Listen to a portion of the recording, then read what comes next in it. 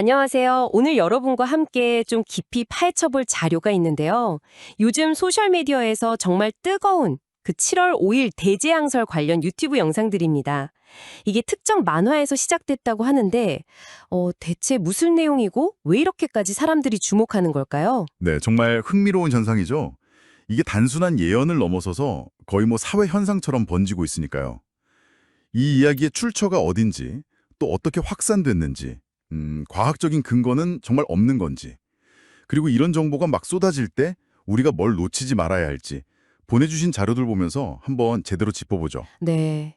시작은 그 타츠키료 작가의 내가 본 미래라는 만화책이라고 하죠.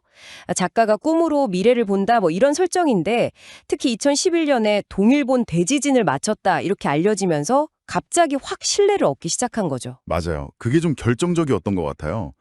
그 만화에서 이제 2025년 7월에요. 필리핀하고 일본 사이 바다 밑에서 엄청난 재앙이 터진다. 그러니까 뭐 지진이랑 쓰나미 이런 걸 예언하고 있거든요. 아, 그래서 그 7월이라는 시점이 나온 거군요. 네. 근데 자료 보니까 5일이라는 날짜는 이게 온라인상에서 좀 더 특정되고 증폭된 것 같다는 분석도 있더라고요. 어쨌든 그 파급력이 상당해서 뭐 중국어판까지 나오고 심지어는 외국인 관광객이 줄어드는 그런 실제 영향까지 나타나고 있다고 합니다. 근데 진짜 흥미로운 건 정작 작가 본인은 최근 인터뷰에서 내가 꿈꾼 날짜가 꼭 재앙이 일어나는 날은 아니다 이렇게 말했다는 거예요. 네, 맞아요. 선을 딱 그었죠. 심지어 이 현상을 뭐랄까 방제 의식을 높이는 좋은 계기다 이렇게 긍정적으로 본다니까 좀 의외던데요. 그렇죠. 약간 창작자의 원래 의도랑은 다르게 내용이 해석되고 막 퍼져나간 거죠. 근데 그럼에도 불구하고 왜 어떤 사람들은 실제로 막 피난까지 준비하고 있는 걸까요? 네, 그게 궁금해요. 자료에 나오는 그 타카노아 씨라는 분 주장이 재밌어요. 이분은 이게 단순히 타츠키리오 만화 때문만이 아니라는 거예요. 아, 다른 근거가 또 있다. 네, 뭐 아프리카나 몽골 점술가 이런 여러 다른 출처에서도 7월 5일 그날이 위험하다고 지목하고 있다는 점을 막 강조하더라고요. 그러니까 옛날 노스트라다무스 때랑은 좀 다르다 이런 거죠. 아, 여러 군데에서 비슷한 얘기가 나오니까 이게 뭔가 더, 진짜처럼 느껴진다. 이런 거군요. 심지어 그 쓰나미 피해서 야마나시나 나가노 같은 내륙으로 가려는 이유도 있잖아요. 네네, 조문시대 얘기. 맞아요. 옛날 조문시대에 거기가 해수면이 올라도 안전했던 곳이었다. 뭐 이런 것까지 연결시키더라고요. 그렇죠. 어떻게든 근거를 찾으려고 하는 건데 하지만 과학계 입장은 아주 단호합니다.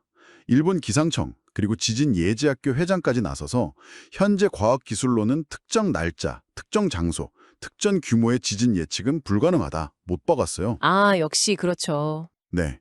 이 예언은 그냥 근거 없는 정보다. 일본어 표현 그대로 데마카세라고 아주 명확하게 밝혔습니다. 그러니까 과학적으로는 전혀 걱정할 필요 없다는 입장이에요.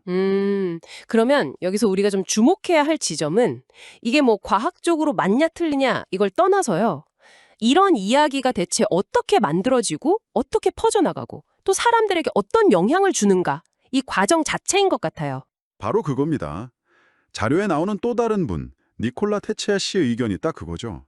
이분은 이걸 일종의 엔터테인먼트로 보면서도 정보라는 게 특히 SNS 시대에 어떻게 왜곡되고 스스로 막 생명력을 얻어서 퍼져나가는지 그 히토리 아루키 현상을 정확히 짚고 있어요. 아, 그 혼자 걸어간다는 표현이요? 네, 정보가 막 제멋대로 돌아다닌다는 거죠.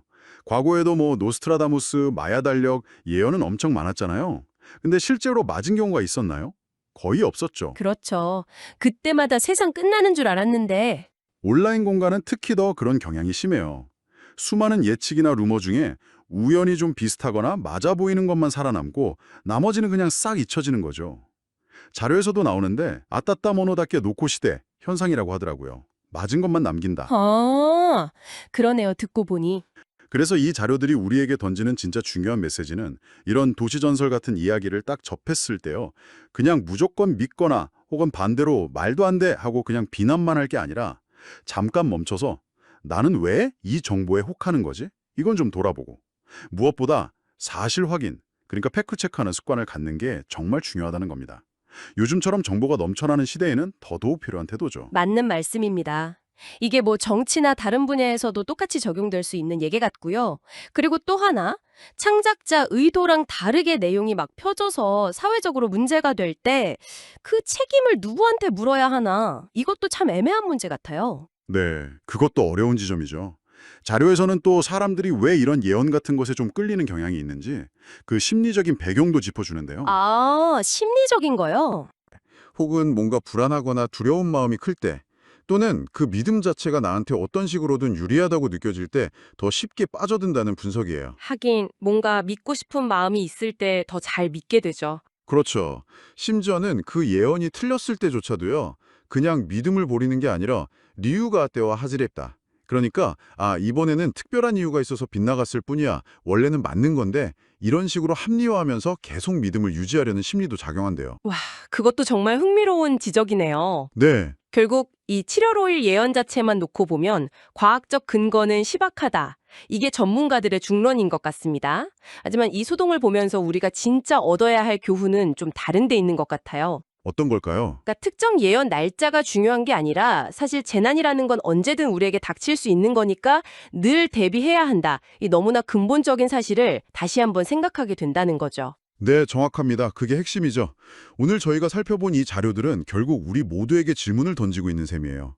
이렇게 불확실하고 검증되지 않은 정보가 넘쳐나는 시대에 여러분은 과연 무엇을 기준으로 정보를 판단하고 계신가요?